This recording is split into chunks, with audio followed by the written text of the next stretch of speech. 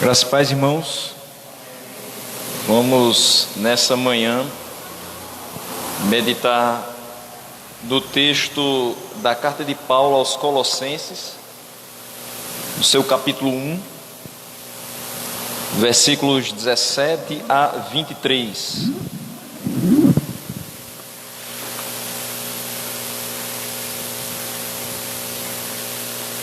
Carta de Paulo aos Colossenses, capítulo 1, do 17 ao 23.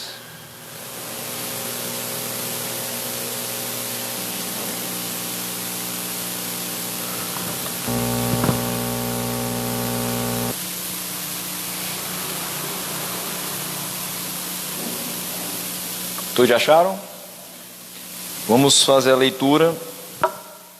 Diz: Ele é antes de todas as coisas, e nele tudo subsiste. Ele é a cabeça do corpo, que é a igreja. É o princípio e o primogênito dentre os mortos, para que em tudo tenha a supremacia. Pois foi do agrado de Deus que nele habitasse toda a plenitude, e por meio dele reconciliasse consigo todas as coisas, tanto as que estão na terra, quanto as que estão nos céus, estabelecendo a paz pelo seu sangue derramado na cruz. Antes vocês estavam separados de Deus, e na mente de vocês eram inimigos por causa do mau procedimento de vocês. Mas agora ele os reconciliou pelo corpo físico de Cristo, mediante a morte, para apresentá-los diante dele santos, inculpáveis e livres de qualquer acusação, desde que continuem alicerçados e firmes na fé, sem se afastarem da esperança do Evangelho, que vocês ouviram e que tem sido proclamado a todos os que estão debaixo do céu. Esse é o Evangelho do qual eu, Paulo, me tornei ministro. Vamos orar mais uma vez nessa manhã. Senhor nosso Deus, nós queremos te agradecer por mais um domingo que o Senhor nos traz à tua casa, para te render louvores e para escutar mais acerca da tua palavra. Senhor, que essa ministração possa de fato subir ao nosso coração e nos fazer compreender um pouco mais acerca da obra de Cristo e da supremacia que Ele tem sobre todas as coisas. Assim nós te oramos no nome de Jesus. Amém.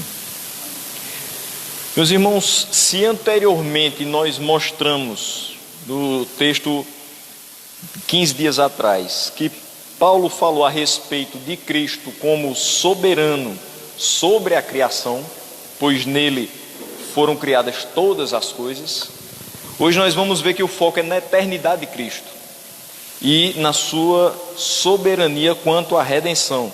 Então, quando Paulo vai falar a respeito da eternidade de Cristo, ele vai reforçar a ideia de que Cristo é Deus. Aqui tocando um pouco a respeito de parte da heresia dos Colossenses, não toda ela, que a gente não pode chamar a heresia de Colossos simplesmente de gnosticismo, tem mais coisa do que o gnosticismo, mas parte dela realmente se refere ao gnosticismo. E o que o gnosticismo falava a respeito de Cristo, quando tocava no assunto Cristo e suas duas naturezas, que o reverendo Heber Carlos de Campos trata perfeitamente no seu livro, As Duas Naturezas de Cristo, que não existia a possibilidade de alguém que é espírito habitar em um corpo material. Então, se Cristo, que é todo bondade, é espírito, se ele é Deus e é espírito, não tem como ele habitar na matéria que é má, é corrompida. Então havia essa chamada dualidade, essa questão de que aquilo que é espiritual, aquilo que é imaterial é bom, e aquilo que é matéria, aquilo que é físico é mal. Então não dá para conceber ele habitando subsistindo em duas naturezas ao mesmo tempo. E nós sabemos que por mais que isso seja um grande mistério, é realidade. Cristo era integralmente homem e integralmente divino. Se assim não o fosse, ele não teria passado por essa terra sem pecar, mostrando que era Deus, perfeito em todas as coisas, e não teria se sacrificado por nós também de forma perfeita, sendo homem. Somente um homem poderia substituir os homens que estavam destinados à crucificação, à perdição eterna. Então, nossos pecados só poderiam ser perdoados pelo sacrifício de um igual a nós. Então, nós compreendemos, nós temos fé nesse aspecto da palavra de Deus, mas para aqueles que defendiam a heresia de Colossenses, isso não era consenso. Então, Paulo reforça a eternidade de Cristo, mostrando que Ele, Deus, tem a mesma essência e que Ele é soberano quanto à redenção. Não somente Ele criou todas as coisas, nele todas as coisas foram criadas, não somente elas foram criadas por Ele e para Ele, mas Ele diz agora no versículo 17 que Ele é antes de todas as coisas e nele tudo subsiste. Então, no Evangelho de João está escrito, nos primeiros 3 versículos, no princípio era o Verbo, e o Verbo estava com Deus, e o Verbo era Deus. Ele estava no princípio com Deus, todas as coisas foram feitas por intermédio dele, e sem ele, nada do que foi feito existiria. Então, esse texto do Evangelho de João expressa exatamente o mesmo conceito do versículo 17 de Colossenses. Quando ele diz, no princípio era o Verbo, no princípio, nós entendemos que Deus criou os céus e a terra. Esse é o primeiro versículo da nossa Bíblia, Gênesis 1, versículo 1. E quando ele diz, no princípio criou Deus os céus e a terra, é porque antes não existia absolutamente nada. Se não existia nada, mas Deus já existia, na realidade Deus já era, então você tem que Cristo, sendo Deus, também já era. Uma vez que nós temos Deus criando todas as coisas, nós tranquilamente podemos colocar Cristo criando todas as coisas. E aqui Paulo diz, todas as coisas foram criadas por Ele. E nós entendemos que mais um pouquinho para frente, no relato de Gênesis, ainda no capítulo 1, nós temos a seguinte expressão, façamos o homem à nossa imagem e semelhança. Porque no começo, o autor de Gênesis coloca, no princípio criou Deus os céus e a terra, mas versículos após ele diz, façamos o homem à nossa imagem e semelhança. Por que ele usa a primeira pessoa do plural? Porque na realidade, tanto a criação quanto a redenção são promovidas pela Trindade. Nós temos a atuação de Deus Pai, Deus Filho e Deus Espírito Santo em todas as coisas. Por isso que Paulo pode falar aqui a respeito da supremacia de Cristo. E aqui dá para a gente compreender um pouco, não é que a gente vai compreender tudo porque é muito complicado, mas dá para a gente compreender um pouco porque nós falamos como 3 em 1 e não como pessoas diferentes. Não é que existem 3 pessoas, nós não somos politeístas. Nós acreditamos que existe um só Deus, mas que Ele se manifesta em nossa vida, na criação, na redenção, dessa maneira. Sendo Pai, sendo Filho e sendo Espírito. E assim, nós, olhando para o texto de João, no princípio era o Verbo estava com Deus. Ele diz, eu e o Pai somos um. Óbvio, ele sempre esteve com Deus. E ele diz, o Verbo era Deus. Quem é esse Verbo? É Cristo. Ele estava e ele era Deus. E ele é Deus. E ele diz, ele estava no princípio com Deus. Todas as coisas foram feitas por intermédio dele. O que João está dizendo é o mesmo que Paulo está dizendo. Todas as coisas foram criadas nele. Mas não só isso, ele diz, sem ele nada do que foi feito existiria. Então a participação de Cristo é decisiva. Sem ele, nada do que foi feito existiria. A eternidade de Cristo é afirmada nessas palavras de Paulo, é afirmada nas palavras de João. Ele é antes de todas as coisas. Apesar de que a heresia colossense trazia de que ele poderia ser o primeiro ser criado, mas nós percebemos em todo o relato do Novo Testamento, ele não foi criado. Antes de tempos eternos, ele já era. E aqui também é enfatizado que ele é soberano sobre a criação, não somente por ser eterno. Não é só o fato dele ser antes de todas as coisas que o faz ser soberano sobre elas, mas o fato também de que ele as sustenta. Nele tudo subsiste. E aí uma reflexão a respeito do nosso tempo. Existem ainda muitas e muitas pessoas que vivem como se não existisse Deus, que vivem sem considerar a palavra de Deus, as orientações da sua palavra, como sendo válidas para a sua vida. São pessoas que vivem como se não existisse amanhã. São pessoas que vivem como se os seus atos não tivessem consequências para si, para os que estão à sua volta e mesmo para aqueles que estão mais distantes. Às vezes a gente pode pensar que o que a gente faz não tem consequência para o futuro, mas tem e muita. E eu não estou falando de ecologia não, que às vezes a gente acha que é só porque jogou uma balinha de papel ou porque a gente colocou lixo na beira da estrada que isso vai gerar consequência para o futuro. Não, o nosso pecado, a nossa resistência com relação à palavra de Deus gera consequências mais para frente. A gente não chegou nessa geração tão degradada, tão corrupta agora. Isso é um trabalho de muitos e muitos anos, de pessoas que não foram ouvindo a palavra de Deus, que não aceitaram a palavra de Deus, que desconsideraram totalmente o seu caminho e que foram passando isso de geração em geração. Da mesma forma que nós chegamos até aqui porque gerações e gerações das nossas famílias pregaram a palavra fielmente, existe muita gente que hoje está do jeito que está porque gerações e mais gerações das suas famílias deixaram de pregar a palavra, desconsideraram totalmente a verdade do Evangelho. Então, quando eu leio esse texto dizendo que nele tudo subsiste, até quem desconsidera Deus e a sua palavra é sustentado por ele. Isso tem um nome muito bonito, chamado graça comum.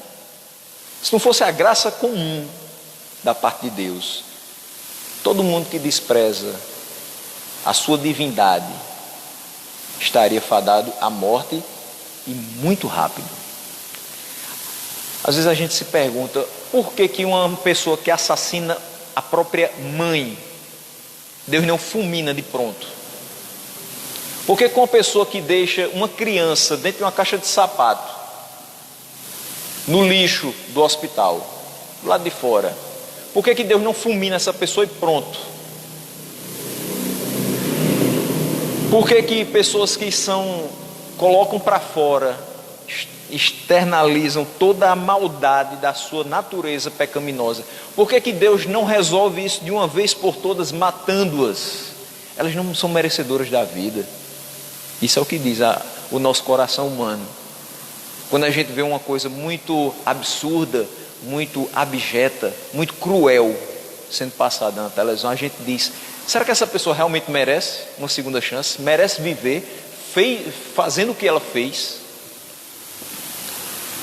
Mas aí a gente deve lembrar que todas as coisas são sustentadas por Deus, até essas pessoas,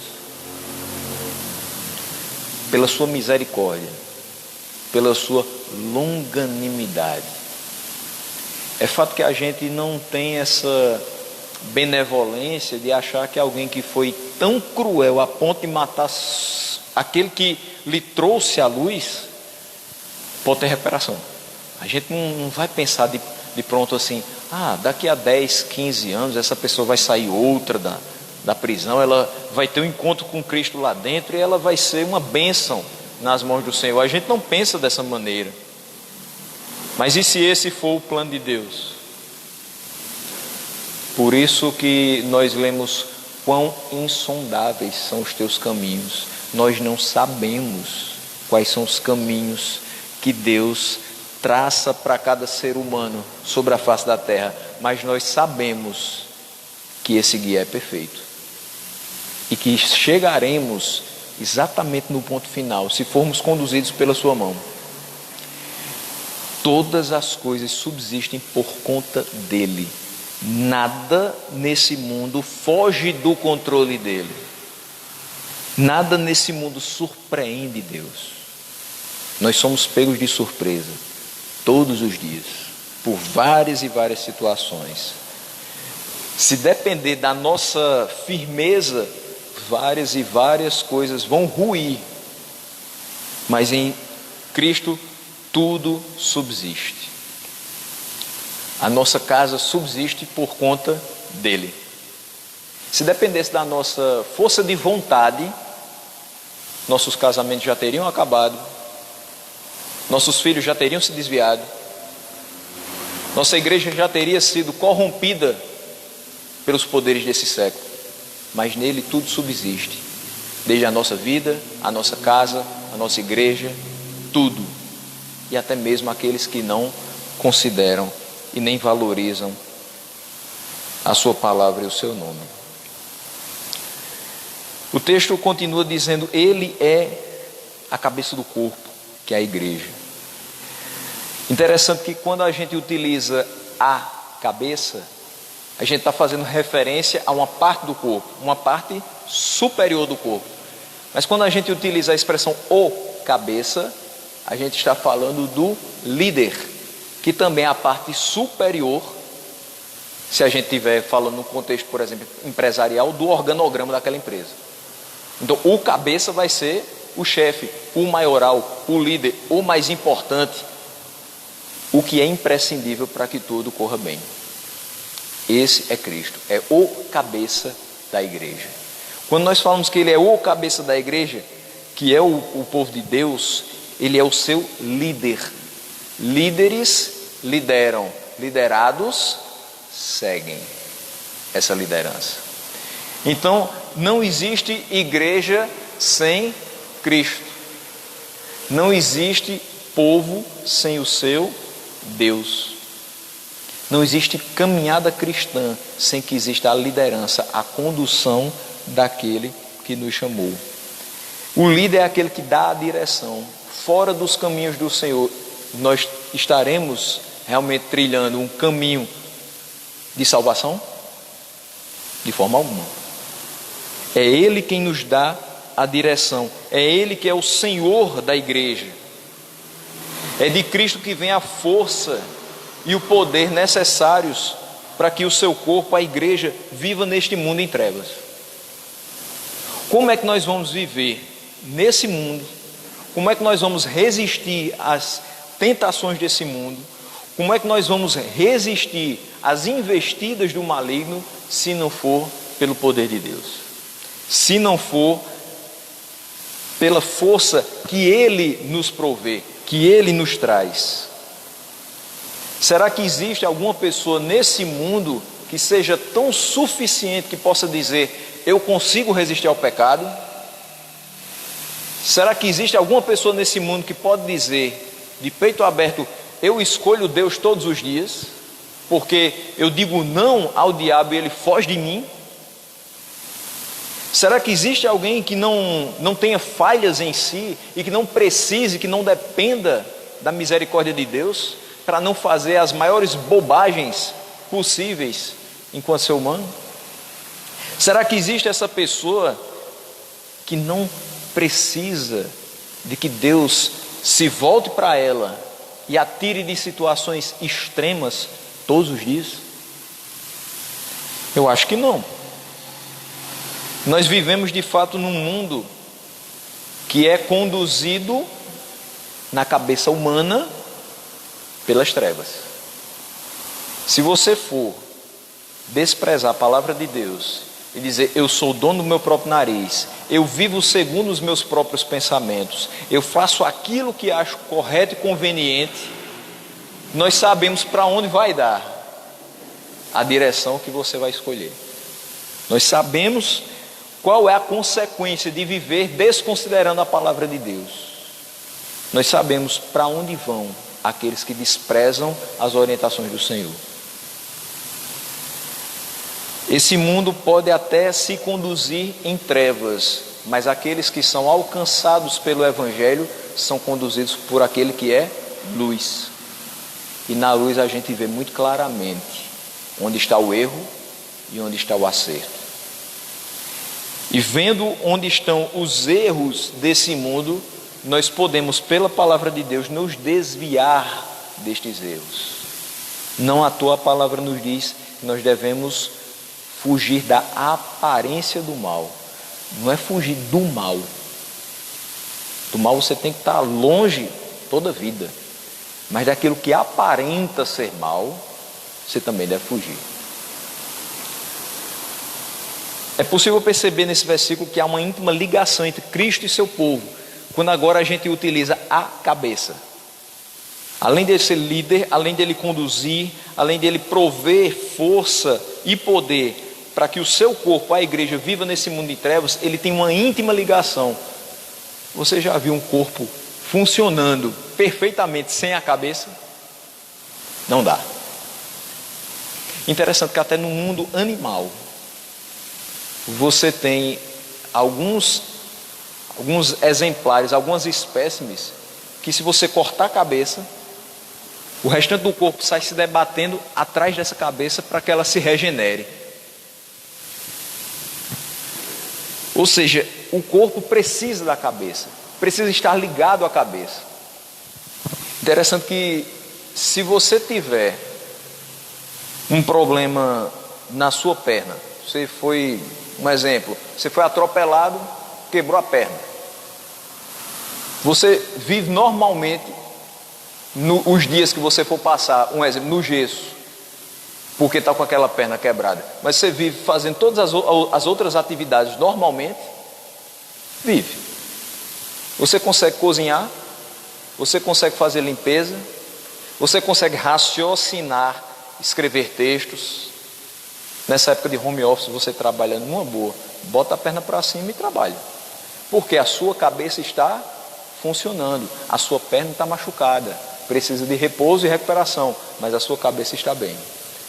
Mas se você tiver um problema psicológico, não precisa ir muito longe não. Alguém que está enfrentando o luto,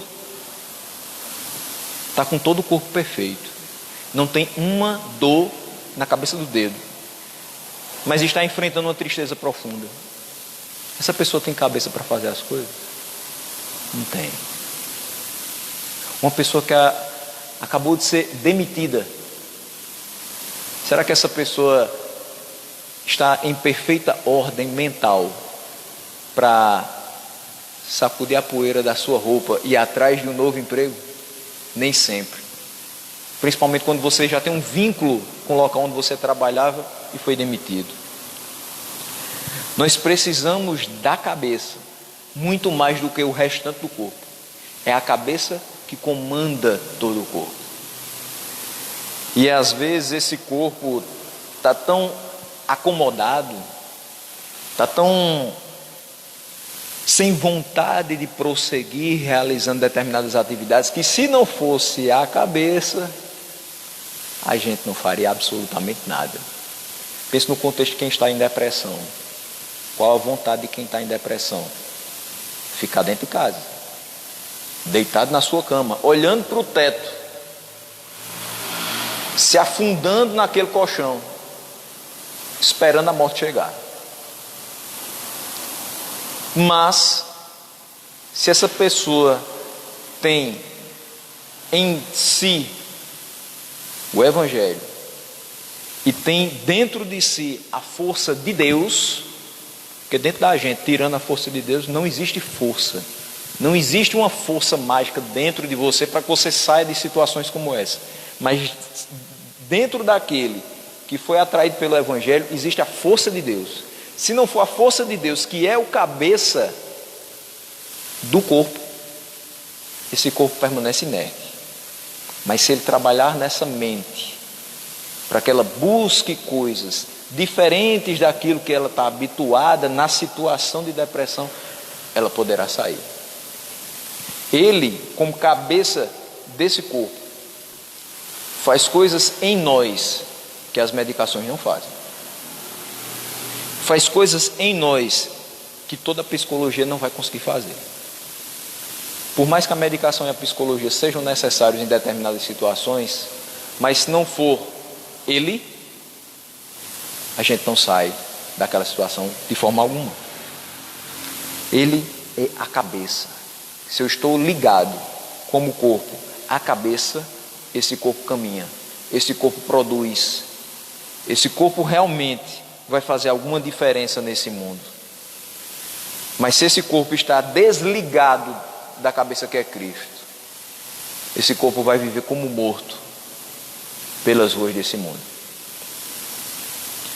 Ele é o princípio, diz o versículo 18, e o primogênito dentre os mortos, para que em tudo tenha supremacia. Paulo chama Jesus de primogênito dentre os mortos, porque ele foi o primeiro a ter ressuscitado em definitivo. Ou seja, ele ressuscita e depois ele não morre. Ele diz: eu destruirei esse templo e em 3 dias eu o reedificarei. Ou seja, ele morre, mas ele revive.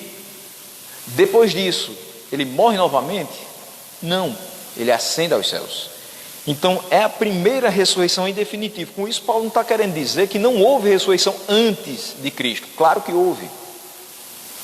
Nós temos inúmeras narrativas nos evangelhos a respeito de ressurreições. Agora, todos os que ressuscitaram antes de Jesus morreram outra vez. Lázaro já cheirava mal, 4 dias. A pedra foi retirada, Lázaro veio para fora, Lázaro viveu novamente, mas morreu. A filha de Jairo estava morta, não precisava mais ir, mas a palavra de Jesus fez com que ela revivesse. Jairo foi lá, a filha estava viva, mas um dia morreu. A ressurreição de Cristo é diferente. Ele volta da morte não no mesmo corpo, para morrer de novo, num corpo que espera a degradação dele, mas num corpo glorioso, imortal e incorruptível.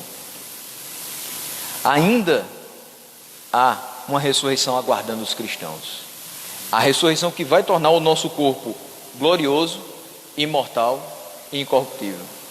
E é por isso que ele diz: ele é o primeiro, é o primogênito dentre os mortos. Isso significa que outros virão. Quem são esses outros? Nós. Quando Cristo vier novamente, então esse tipo de ressurreição vai acontecer. Ou seja, nós vamos ser ressuscitados e não tornaremos mais a morrer.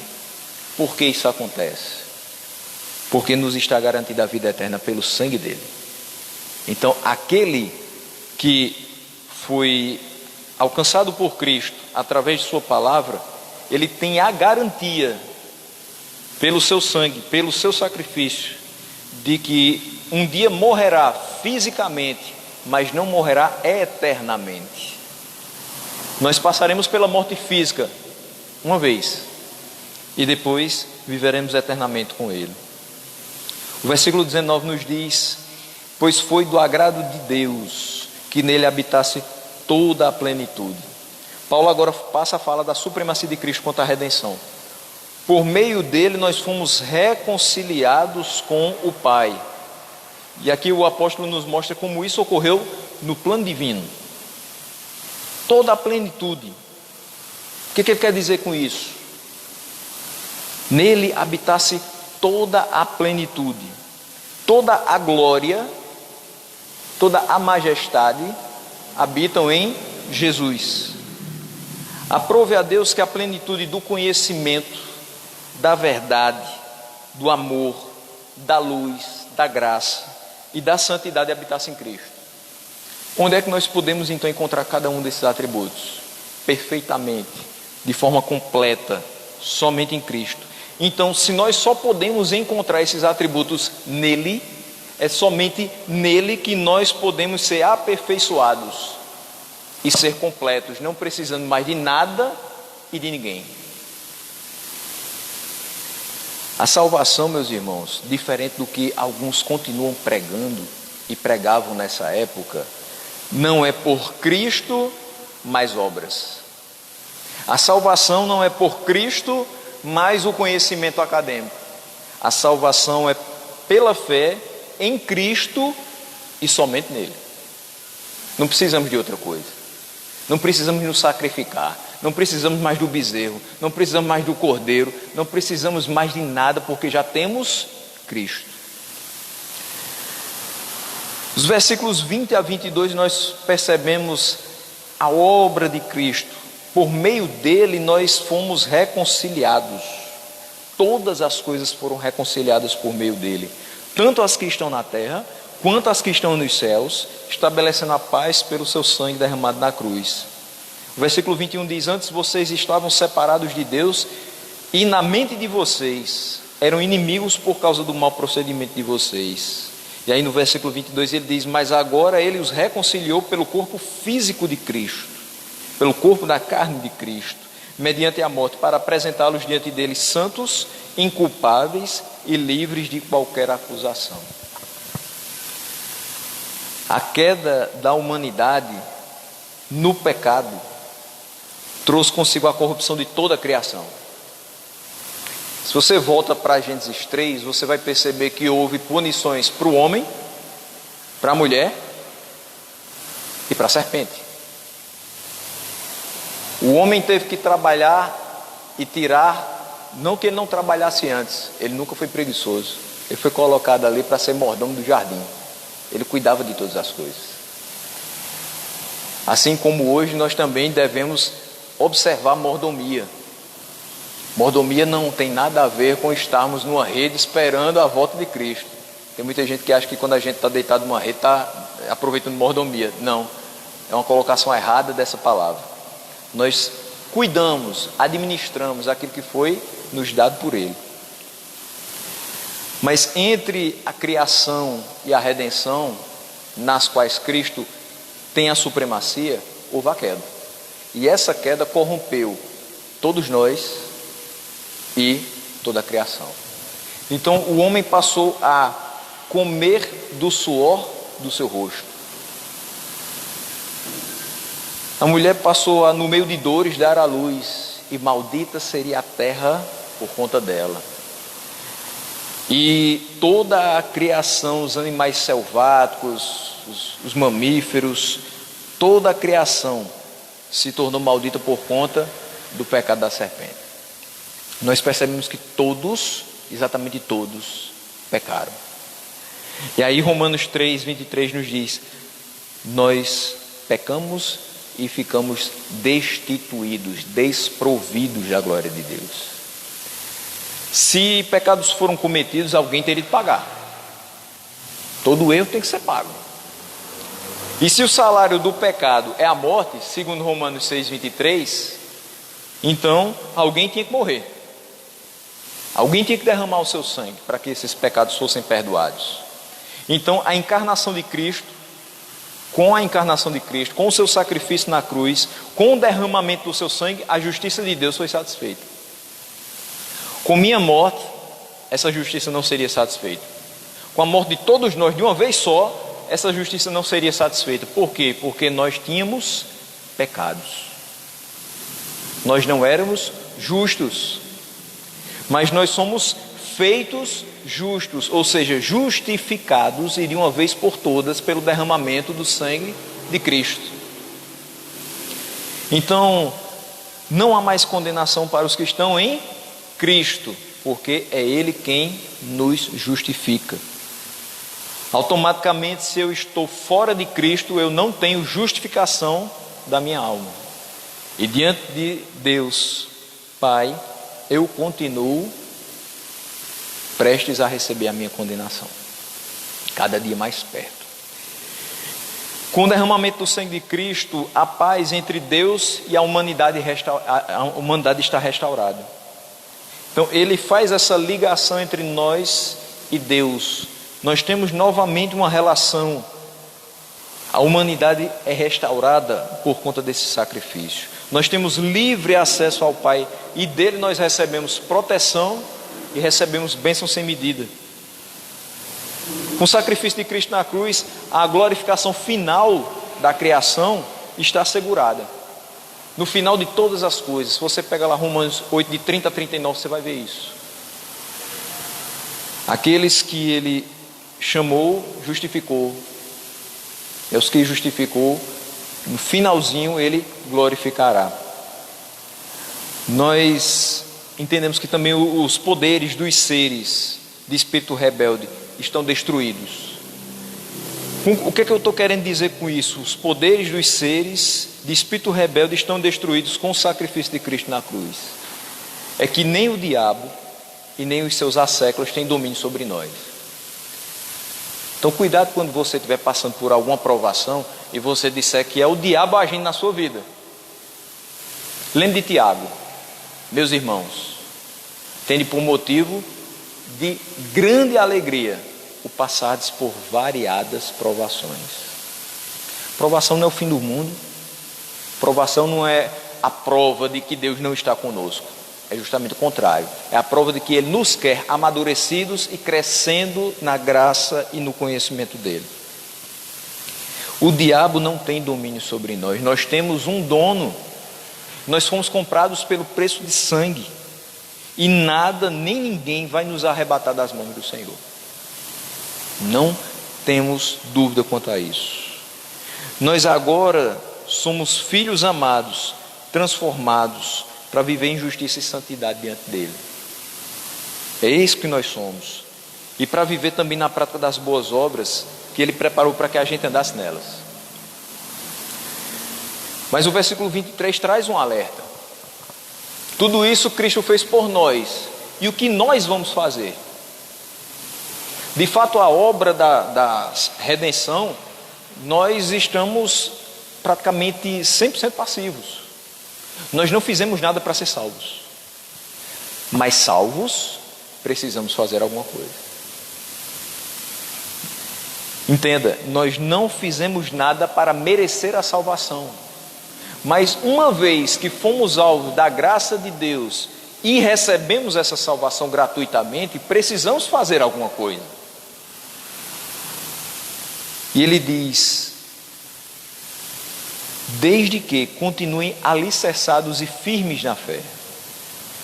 Ou seja, toda essa realidade da obra redentora de Cristo na cruz do Calvário é válida para aqueles que permanecem firmes na fé.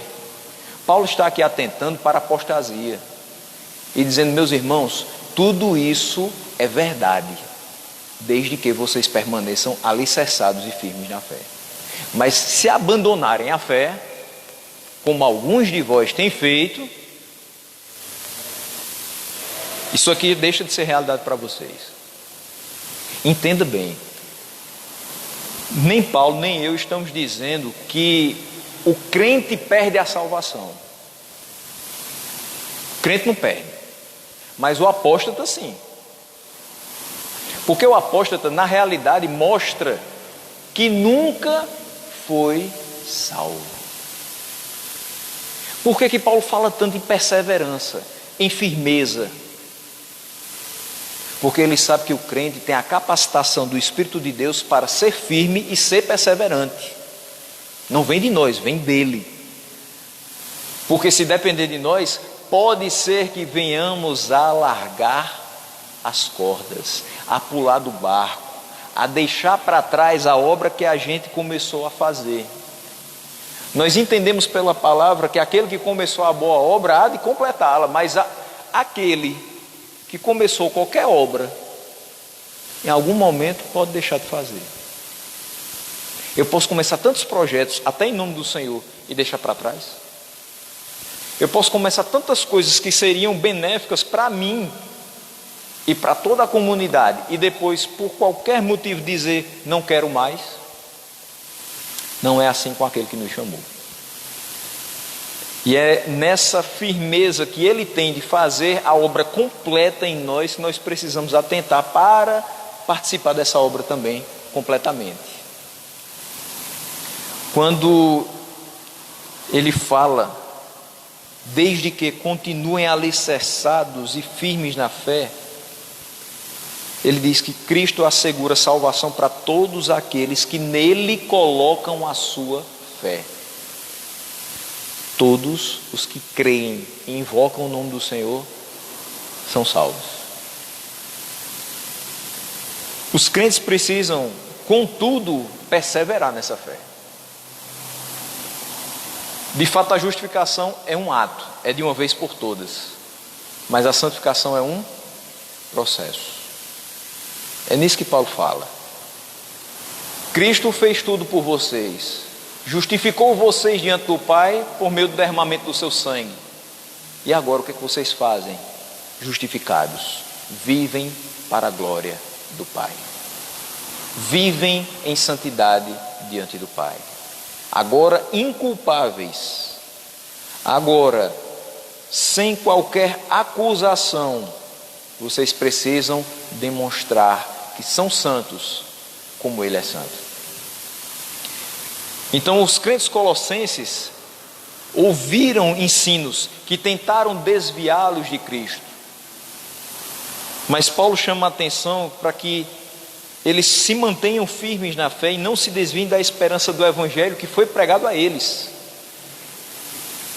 É aquela coisa, pode vir quem for, pode vir um anjo do céu pregando para vocês. Aquele texto se aplica a todas as comunidades que ouviram o Evangelho verdadeiro. Pode vir quem vier pregar outra coisa que não seja o Evangelho. Se mantenha firme, se mantenha perseverante no que foi pregado a você. Não vá atrás de novidade, não vá atrás de modismo. Novidade passa, modismo passa, mas a palavra do Senhor permanecerá. Então se firme nessa palavra, para que você termine bem como você começou bem.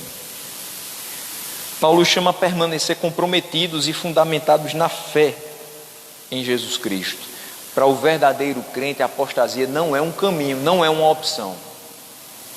Ele pode até dar umas tropeçadas. Ele tem dias de alta e tem dias de baixa. É natural do ser humano. Tem dia que a gente está tão cheio do Espírito Santo que a gente está pegando fogo. E tem dia que a gente está tão aquém do que deveria, no conhecimento da palavra, na busca, na consagração, que a gente está gelado feito um iceberg.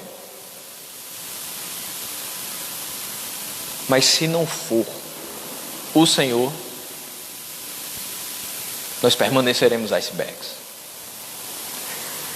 Nós precisamos então permanecer fundamentados nele, para que ele aqueça os nossos corações e derreta toda a geleira da nossa incredulidade. Não pense que a gente às vezes não é incrédulo, não. É, em muitas coisas. Mas ele precisa fazer isso por nós, para que nós perseveremos e não nos afastemos da verdadeira e viva esperança da qual nós ouvimos e que será pregado em todo o mundo até que ele venha. Tem muita gente esperando a volta de Cristo ainda hoje e querendo marcar data. Já erraram tanto, já deviam ter parado com isso. Mas ainda tem gente que pensa que está muito perto, outros pensam que está mais longe. A gente não sabe. E também, sinceramente, não nos interessa. Nos interessa, nos importa viver cada dia para o louvor dele. É isso que interessa. No fim de todas as coisas, o que vai ficar é a graça dele sobre nós e a nossa luta diária, constante contra o pecado. É isso que faz a nossa vida cristã realmente ter valido a pena. Esse é o evangelho do qual Paulo se tornou ministro. É esse o evangelho no qual cremos. Por isso nós também pregamos. Que a gente guarde essa explanação do evangelho. Que a gente persevere, que a gente se firme na fé. Que não deixe outros ensinamentos chegarem ao nosso coração e nos fazer nos desviar daquilo que nós sabemos que é a única e absoluta verdade. Que o Senhor nos abençoe, que nessa amanhã nós possamos ter sido relembrados realmente de verdades muito preciosas.